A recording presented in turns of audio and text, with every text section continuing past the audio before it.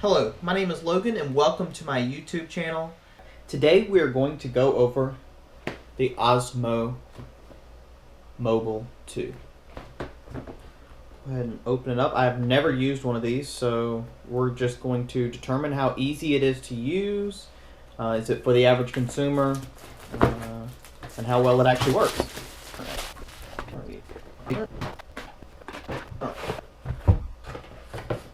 So sliding it right out of the box, it does come in this nice DJI carrying case, and also includes some pamphlets, quite a book, but I'm assuming it tells you how to use it and how to set it all up. Set that aside. Alright, so once you open it, it is a carrying case. It's not a very high dollar carrying case, but it will serve the purpose. You have a USB cord. You also have the Osmo Mobile 2. And that is this right here. Really have no idea how to use it, so I'm actually going to open this up real quick and see if they have a quick start guide.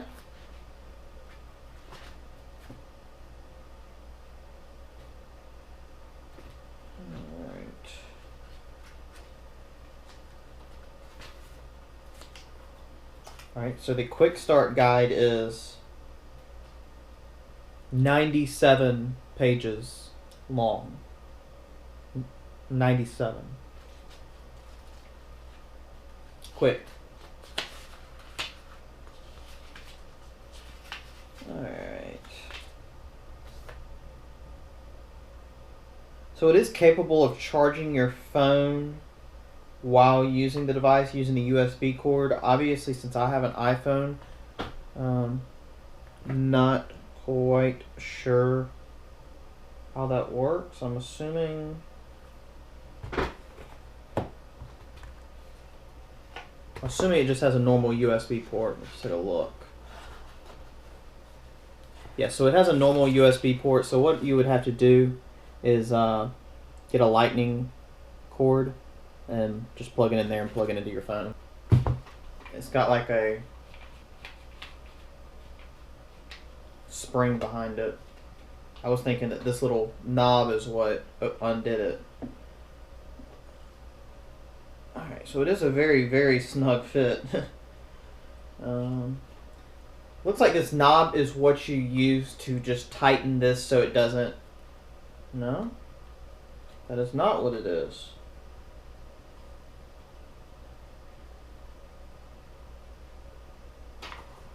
Not sure what it... Alright, so let's power this thing on.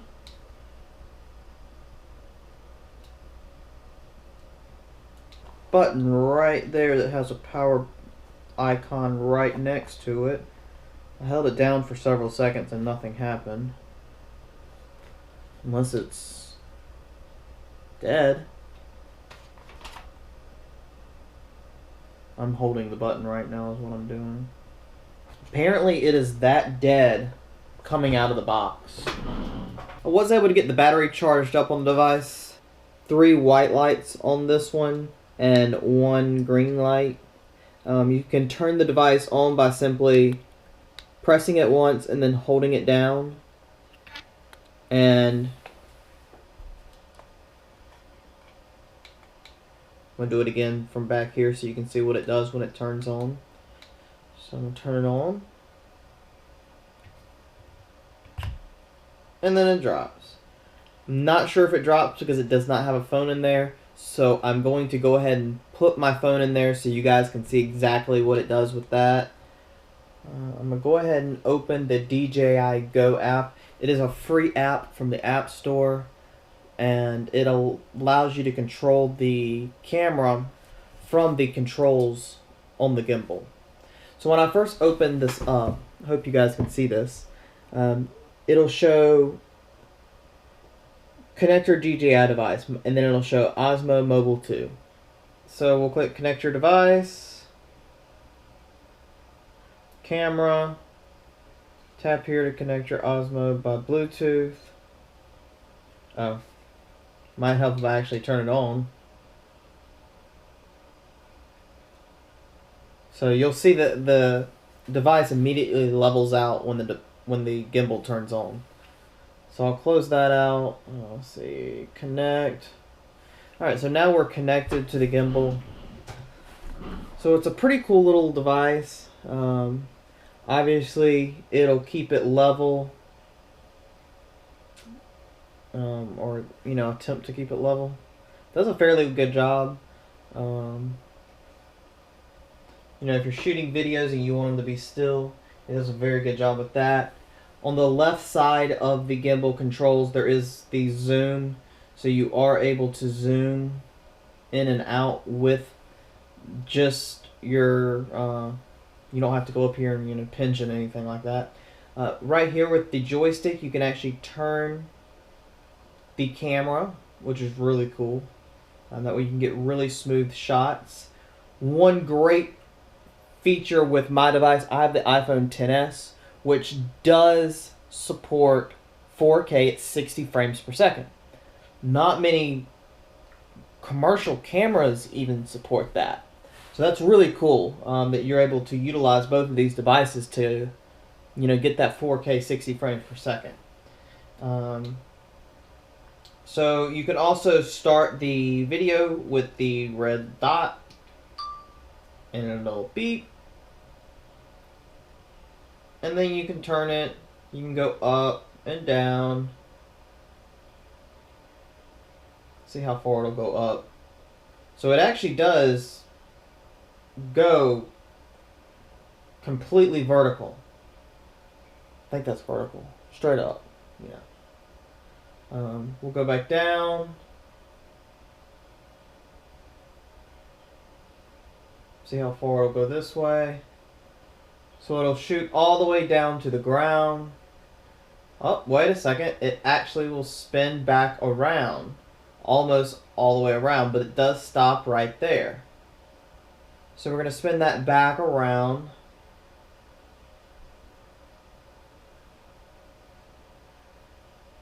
My phone just changed orientation. So it does go all the way to the side.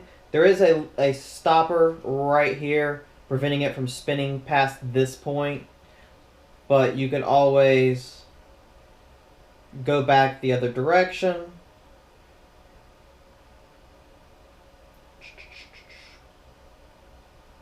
And go all the way around. You can also use your regular apps. So I'm just going to go to the regular camera app. The DJI app does not support 4K at 60 frames per second. I think it supported it at 30 frames per second, but obviously I want to take use 100% of my cameras or my iPhone's camera to give the best quality image. So right now, it shows that it is 4K 60 frames per second. You can change this under settings, or no, you can't tap there. I thought you could tap there to change it. But you can still use the record button down here, so that continues to work. The zoom does not work though, but you do obviously have the side to side, up and down. That continues to work. So the zoom does not work when you are using your regular camera app. You would have to pinch or tap the 1 and 2 times. That is the only way you'll be able to zoom using your regular app. But within the DJI app, I'm assuming more than likely DJI will update their app. But you are able to go under settings, camera, video resolution, and it does 3840 by 2160 at 30 frames per second, which is 4K 30 frames per second. So that is as high up as this app will allow. I'm assuming DJI will come up and figure out something to do there to support the 60 frames per second. You can switch the camera around within the app. You also have this, it says normal right now, and it looks like a film. You can click that. You have standard, slow motion, time lapse, hyperlapse, and motion lapse. Let's see what else everything does. You have your gear down here. You have your gimbal settings. You can calibrate your gimbal through there. There's also an auto calibration. I have not done that yet. I might try and do it later on. See how that works out. Under general, it tells you the device that you have. And if you click version, it'll tell you more about the version, Bluetooth, and all that stuff. You can go live through this, through the DJI app, which supports Facebook Live, Weibo, YouTube, QQ Zone, and a custom RTMP feed. That's a cool feature of the app. You can switch between camera and video. You can also disconnect from the device. I don't know why you would want to do that. And when you click the home button, it does take you back to the normal home. It did not like that. I'm going to turn it off so I can take my phone out. So that is the DJI Osmo Mobile 2.